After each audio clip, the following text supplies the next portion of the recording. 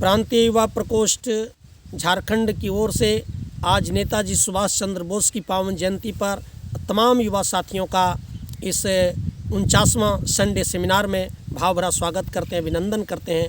और साथियों, आज हम नेताजी के जीवन चरित्र से प्रेरणा लेकर अपने जीवन को आदर्श बना सकते हैं, सफलता की दिशा में आगे बढ़ा सकते हैं।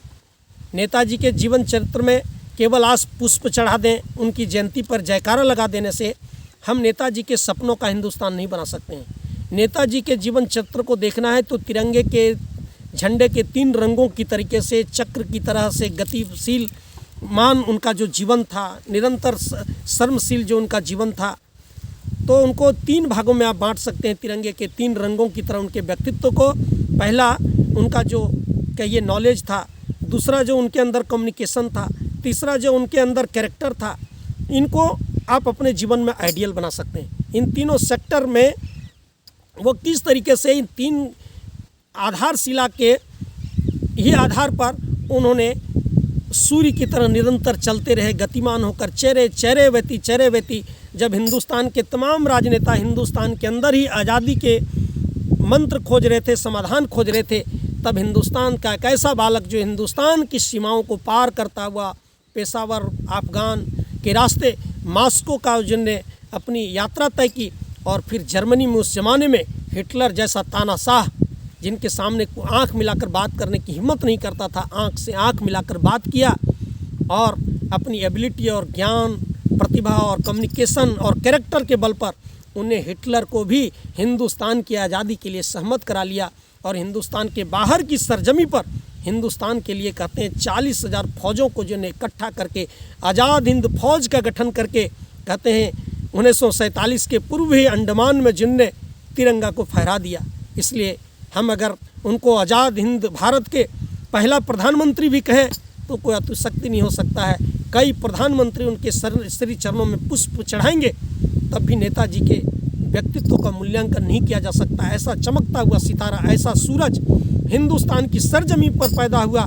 और हिंदुस्तान के युवा आज खान परिवार में, बॉलीवुड वालों के चक्कर में, क्रिकेट वालों के चक्कर में पड़कर अपना आदर्श खोज रहे हैं, अपना आइडियल ढूंढ रहे हैं। जिस क्रिकेट में कहते हैं मैच फिक्सिंग और भ्रष्टाचार बढ़ा हुआ है, जिस बॉलीवुड में वेश्यावृत्ति और ड्रग्स का प्रचलन बढ़ रहा है, उसको अपने जीवन चरित्र का आदर्श बनाते हैं। जिस राजनीति को आज युवा लोग आइडियल बना रहे हैं, वहाँ के राजनेता लोग सेवा के बदले मेवा, निरंतर राष्ट्र के जनप्रतिनिधियों का वेतन लाखों रुपया निरंतर बढ़ रहा है। उनके टीए, उनका बीए, उनका यात्रा भत्ता, उनकी सुख सुविधाएं, उनका पेंशन।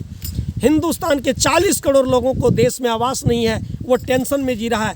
लेकिन अपनी क्या, हमको तो अपनी सुविधा चाहिए। इसलिए युवा साथियों, आप अपने जीवन चरित्र को आगे बढ़ाना चाहते हैं तो आप अपने जीवन को उस एबिलिटी की ओर से देखें। वो अपने जीवन चरित्र को उन क्षेत्रों में जाकर के देखें जिसके आधार पर आप आगे बढ़ सकते हैं। नॉलेज किसको कहते हैं? नॉलेज के मामले में गार्जियन भी हम पर दबाव देते हैं कि हमारा बेटा डॉक्टर बन जाए, इंजीनियर बन जाए, पुलिस में हो जाए, रेलवे में चला जाए। ये तो उसी जंगली नियम की तरीके से अपने बच्चों पर थोपते हैं। और हमारा बच्चा, हम जब उस क्षेत्र में सक्सेस नहीं होते हैं तो हमारे अंदर बड़ी निराशा होती है। एक कहते हैं मध्यम वर्गीय फैमिली के अंदर इच्छा हुई कि हमारा बेटा डॉक्टर बन जाए, और डॉक्टर बनने के लिए उनका बच्चा तो कमज़ोर था, उनके अंदर चिकित्सक का कोई नैसर्गिक गुण था नहीं, और 35 लाख का डोनेशन दिया, एग्ज़ाम फेल हो गया, फिर विदेश में उन्हें सेटिंग कराया। विदेश से भी लोग कहते हैं MBBS करते हैं, बाद में उनको एक परीक्षा देना पड़ता है, उन्हें सेटिंग किया, लेकिन वहाँ भी उनको पढ़ाई में मन नहीं लगी। बीच में ही वो रक्षाबंधन के पावन पर्व पर घर लौटा। घर लौटने के बाद उसी सदमे में, दबाव में आकर उन्हें सुसाइड कर लिया। एकलौता पुत्र था, उनके माता पिता को इतना सदमा लगा उनकी एकलौती बहन को कि बाद में उन्होंने कहते हैं कि उन्हें सुसाइड कर लिया। 20 दिन के बाद अपने पुत्र के वियोग में उन्होंने भी श्रवण कुमार के माता पिता की तरफ तड़प कर अपना शरीर का त्याग कर दिया, कीटनाशक खाकर अपनी जीवन लीला समाप्त कर ली। ये तो आज जो आधुनिक शिक्षा प्रणाली है, आधुनिक शिक्षा प्रणाली में हम लोग कोचिंग संस्थानों में जा रहे हैं और क्या क्या जा रहे हैं, सब लोग सब जगह दिखा रहा है। आप इस नौकरी को करेंगे, आप रेलवे में चले जाएंगे, आप MBBS कर लेंगे। लेकिन भाई व्हाट एम आई, मैं कौन हूँ, हमारे अंदर की एबिलिटी क्या है, हम किस क्षेत्र में आगे बढ़ सकते हैं, कहाँ नया निर्माण कर सकते हैं। वो तो जंगली नियम है आधुनिक शिक्षा प्रणाली का, जंगल में ढिंडोरा पीटा कि जो पेड़ पर चढ़ जाएगा उनकी नौकरी पक्की हो जाएगी। हाथी, चीता, गैंडा, सियार, लोमड़ी, खरगोश, सभी लोगों ने कोचिंग संस्थानों में अपने बच्चों का एडमिशन करा दिया कि पेड़ पर चढ़ने का ट्रेनिंग दो। पेड़ पर बंदर का परिवार तो खुश था कि हम लोग का तो बचपन से आदत है, हम लोग की नौकरी पक्की हो जाएगी। एग्ज़ाम हुआ तो हाथी का बच्चा फेल हो गया, क्योंकि हाथी पेड़ पर कैसे चढ़ सकता है। हाथी के एक तो अंदर नैसर्गिक गुण अलग है। पानी कहते हैं हवा में कैसे तैर सकता है, उसको तो पानी में तैरने की नैसर्गिक गुण है। तो उसी तरह हमारे जो बच्चे हैं, सभी विद्यार्थी हम लोग हैं, लेकिन हम लोगों के अंदर जो संभावनाएं हैं, अपरिमित संभावनाओं का भंडागार है मनुष्य का काया। यह मनुष्य की काया प्रतिभा का वो ढेर है, यह बारूद का ढेर इसमें बैठा हुआ है। हम चाहें तो अपनी प्रतिभा को, अपनी नैसर्गिक क्षमता को पहचान कर तदनुरूप अपनी तैयारी करें तो उस क्षेत्र में हम महारत हासिल कर सकते हैं, उन क्षेत्रों में हम तरक्की कर सकते हैं, आगे बढ़ सकते हैं मित्रों। इसलिए आज नॉलेज हमारे पास है, लेकिन नॉलेज अपना लगा रहे हैं, किस में लगा रहे हैं कि पहले मुर्गी आई कि अंडा आया, पहले अंडा आया कि मुर्गी आई, मुर्गी आई कि अंडा आया। इसी में हमारे युवा साथी लोग अपना खोपड़ी लगा रहे हैं। कैटरीना कैफ के कितने साथी हो गए अभी तक, इसको गिनने में लगे हुए हैं भाई। इसलिए अपने नॉलेज को आप रत्नाकर की तरह मत लगाइए, अपने नॉलेज को बिल्लो मंगल डाकू की तरह मत लगाइए, अपने नॉलेज को आप उल्टा खोपड़ी में यूज मत करिए। जब आप सृजन में लगाएंगे, नैसर्गिक क्षमता को पहचानेंगे, तो आप रत्नाकर से वाल्मीकि के रूप में बनकर रामायण की रचना कर सकते हैं। आप बिल्लो मंगल डाकू से महात्मा सूरदास के रूप में परिणत हो सकते हैं, जब अपनी एबिलिटी, अपनी खोपड़ी को, अपनी बुद्धि को सृजन के दिशा में लगाएंगे। तो इसको एक तो नंबर ज्ञान का संवर्धन कैसे करें, अपनी प्रतिभा का जागरण कैसे करें। दूसरा कम्युनिकेशन, जो नेताजी के जीवन में चरित्र, अभी राष्ट्रीय युवा दिवस में स्वामी विवेकानंद के जीवन चरित्र को देखें कि उन्हें विश्व स्तर पर उन्हें प्रवर्जिया किया।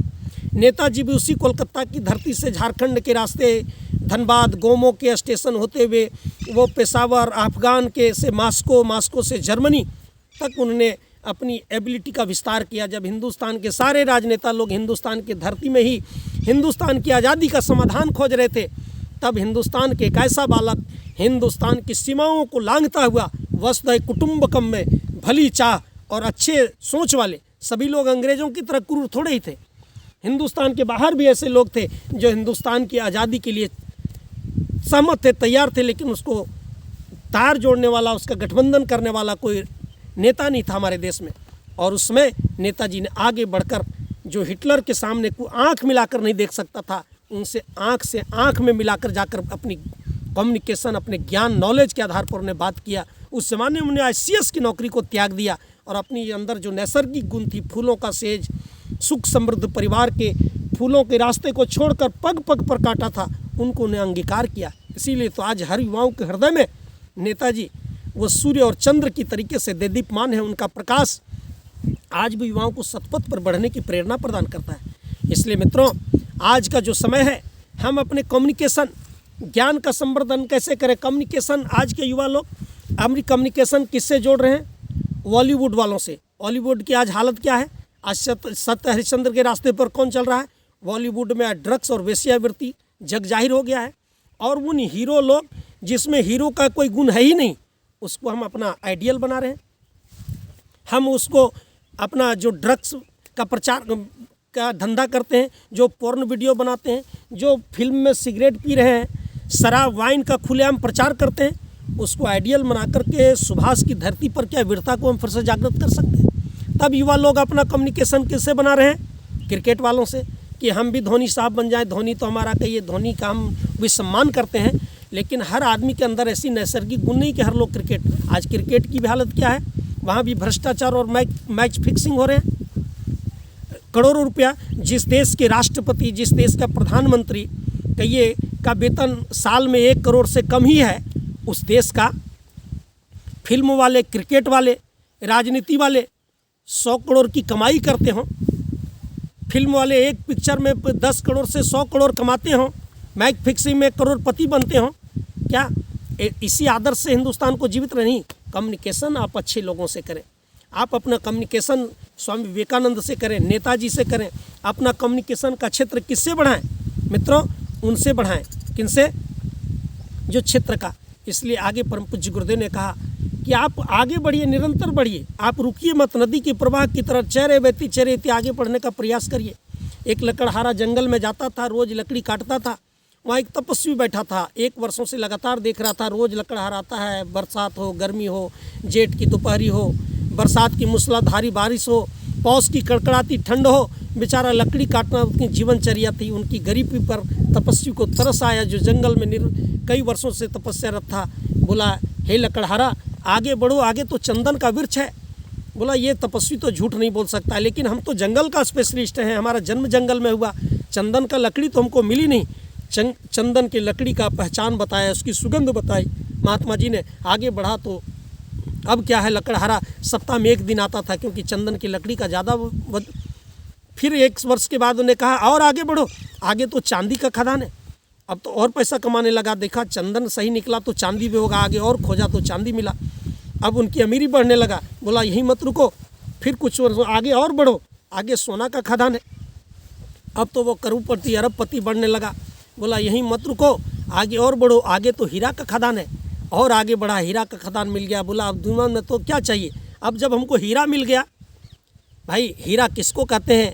ये हीरा बड़े भाग्य से यह मनुज तन मिला है, बड़े भाग्य से यह मनुज तन मिला है। गवाते गवाते उम्र पार कर दी, खाने कमाने में आयु गवाई, यूं ही जिंदगी हमने बेकार कर दी। अभी चेत जा वक्त जो भी बचा है, अरे काल मुख से न कोई बचा है। हर आदमी का जन्म हुआ, B for birth, D for death. न नेताजी बचे, न विवेकानंद बचे, न कलाम बचा, न हम बचने वाले हैं। B for birth, D for death. लेकिन बी और डी के बीच में सी फॉर चॉइस। आप अपनी आकांक्षाओं को जागृत करें, अपने नॉलेज को बढ़ाएं, अपने नैसर्गिक क्षमता को पहचानें और पहचानें। वह हीरा रूपी जन्म जो मिला खदान, तपस्वी बोला, यह हीरा जीवन मिला है, तब आगे और कुछ मिलने वाला है क्या?